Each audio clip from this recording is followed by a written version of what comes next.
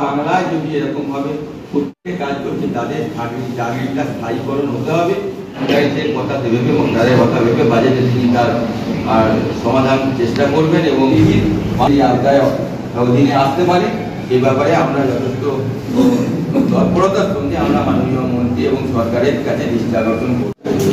এই ধরনের যদি আমরা পাই যে উনি নিজের দায়িত্ব নিয়ে বলছেন, উনি যে এই উদ্যোগ আজ নিয়েছেন, ওনার এই সহযোগিতার আজকের এই যে মঞ্চ, এই মঞ্চ আমরা হয়তো কমসে কম 8-10টা ব্লকে আমরা প্রোগ্রাম করে আসছি অলরেডি।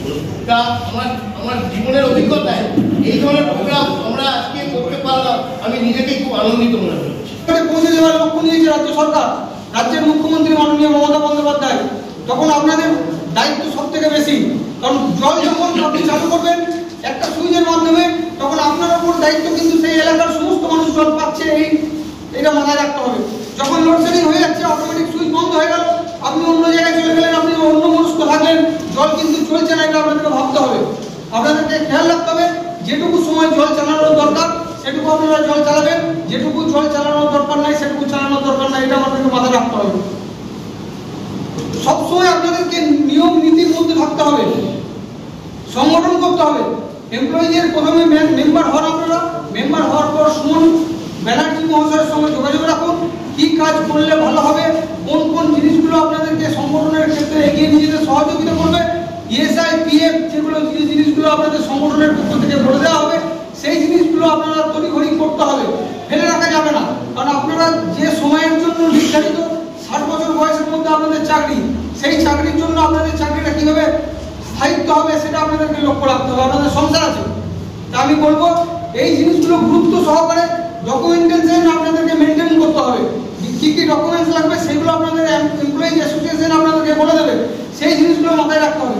যখন একটা এমপ্লয়িজ অ্যাসোসিয়েশনের আন্ডারে আপনারা চলে যাবেন, তখন দেখবেন একটা গ্রুপের মাধ্যমে আপনাদেরকে যে নির্দেশ দেওয়া হবে সেই নির্দেশ আপনাদেরকে পালন করতে হবে, তবে একটা সংগঠন চলবে।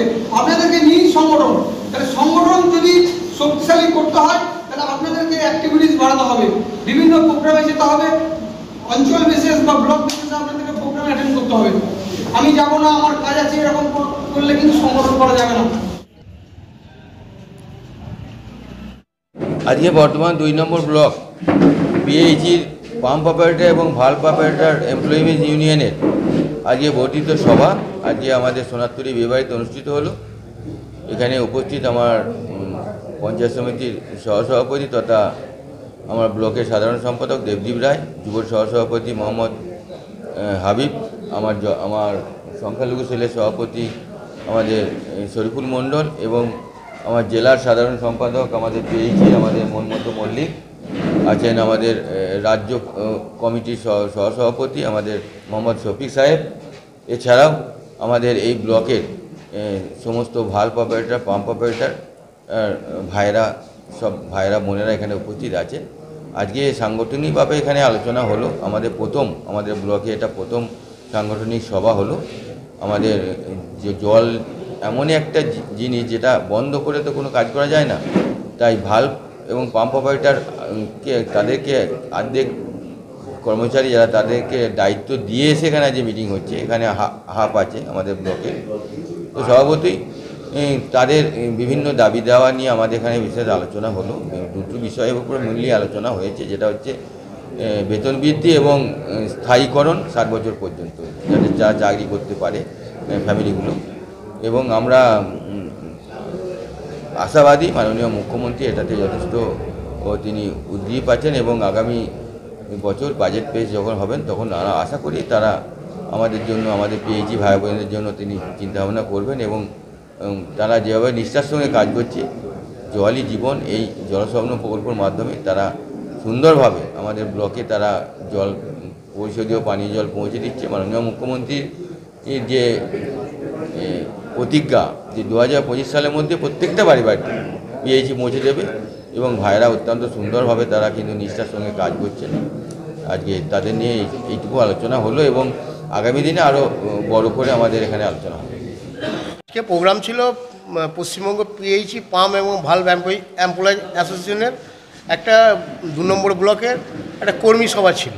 হ্যাঁ 2 নম্বর ব্লকের ওই পিএইচি কর্মীদের পাম্প এবং ভালভ অপারেটরদের ওই বিভিন্ন ধরুন যে একটা 30 তারিখে একটা অর্ডার এসছে যে কিভাবে রেগুলারিটি করা যায় বা অফিস থেকে কিভাবে পেমেন্ট হয় তার একটা অর্ডার একটা আমরা পেয়েছি। সেই অর্ডারের ভিত্তিতে আর কর্মীদের সুবিধা অসুবিধা পিএ বিএসআই এসব বিভিন্ন কারণ সমস্যা নিয়ে যেহেতু আমরা প্রধান অতিথি হিসাবে এমএলএ সাহেবকে পেয়েছিলাম, হ্যাঁ ওনাকে এই মহৎ টাইমের জন্যে আমরা একটা কর্মী সভা এখানে শুরু করেছিলাম।